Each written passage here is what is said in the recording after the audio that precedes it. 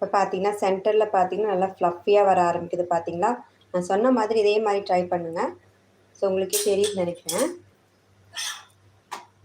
So 2 சைடுமே நல்லா golden brown கலரில் வந்ததும் நம்ம வந்து திருப்பி போட்டு எடுத்துக்கலாம். ஸோ எல்லா சைடுமே ஃப்ளஃபியாக வர ஆரம்பிக்கும். இப்போ ஓரத்தெல்லாம் பார்த்தீங்கன்னா லைட்டாக ப்ரெஸ் பண்ணி விட்டுடலாம். அதுக்கப்புறமா எண்ணெய் விட்டுட்டா போதும். நல்லா ஃப்ளஃபியாக வரும் சப்பாத்தி. லேயர் சப்பாத்தி இந்த மாதிரி தான். ரொம்ப ரொம்ப ஈஸியான மெத்தடும் கூட.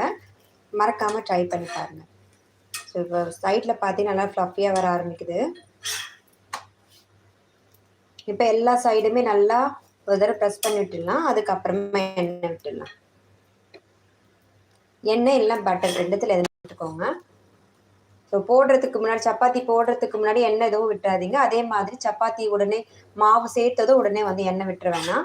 2 சைடும் நல்லா வெந்ததும் நம்ம வந்து கடைசியாக எண்ணெய் விட்டால் தான் நம்மளுக்கு வந்து சப்பாத்தி வந்து நல்லா சாஃப்டாக வரும். எல்லா சைடுமே நல்லா வெந்திருக்கும். இப்போ வந்து